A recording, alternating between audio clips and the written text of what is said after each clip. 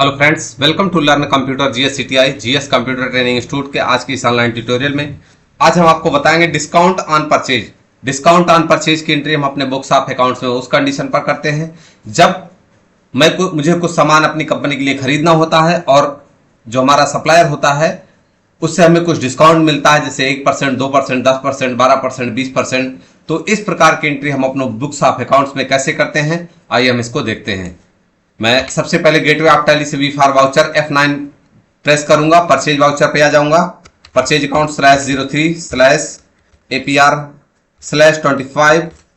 मैं जूम करता हूं कि हमारा इनवॉइस नंबर है और फिर उसके बाद हीरो मोटरकॉम एक मैंने पार्टी बना रखी है, कंट्रोल एंटर करके सिंडिकेटर के नाम से अंडर सिंडिकेटर है, कंट्रोल लेकर के डेटा को सेव कर दिया। रिसिप्ट नोट, यहां पर आप देखें रिसिप्ट नोट, ऑर्डर डिटेल्स और इंपोर्ट। रिसिप्ट डिटेल्स का मतलब ये होता है कि हमने कोई ऑर्डर दे रखा है और फिर उसके बाद सामान को रिसिप्ट कर रखा है। अगर आपको ऑर्डर, इंपोर्ट या रिसिप्ट डिटेल्स की वीडियो देखनी है तो आप नीचे दिए गए प्लेलिस्ट में आप देखेंगे, तो वहां पर रिसिप्ट नोट, परचेज ऑर्डर और इंपोर्ट डिटेल्स सारी वीडियो वहां पर डली हुई है। मैं सबसे पहले अभी इसको स्किप करते हुए आगे बढ़ूंगा, नहीं तो वीडियो लंबी हो जाएगी और टाइम वेस्ट होगा। यहां से मैं इसको place of supply Uttar Pradesh कर देता हूं, Uttar Pradesh. Purchase account under purchase account type of supply goods कर रखा है। और फिर उसके बाद मुझे हीरो CD डीलक्स लेनी है अपनी कंपनी के लिए, और ये हमारा दिल्ली गोडाउन में आएगा। दिल्ली गोडाउन में क्वांटिटी 500 पीस आएगी। मैं जूम करता हूं, एक पीस, क्वांटिटी थोड़ा सा कम कर लेते हैं, 100 पीस और 85,000 का एक पीस है।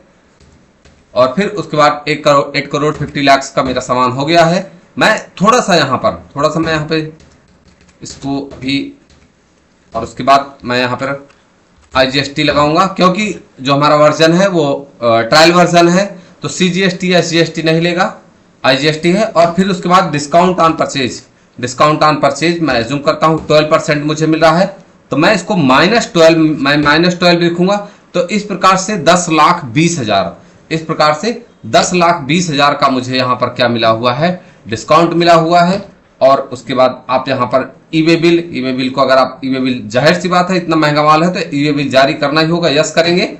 और फिर उसके बाद ई-वे बिल नंबर जो कि GST की पोर्टल से मिलता है, डेट है, डिस्पैच फ्रॉम कहां से सामान आ रहा है, शिप टू कहां को जा रहा है या किसको जा रहा है, ट्रांसपोर्टर का नाम क्या है, ट्रांसपोर्टेशन की ID क्या है। और फिर उसके बाद मोड ऑफ ट्रांसपोर्ट क्या होगा, बाय रोड होगा, बाय रेल होगा, बाय एयर होगा, बाय शिप होगा। मैं बताऊं, रोड ऑल इंडिया रोड और रेल का भी चलता है, बाय एयर भी चलता है, और by ship by air generally international import details में चलता है। Loading number, bill of loading, vehicle number.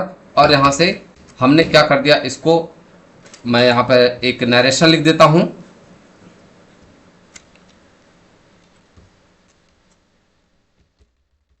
Being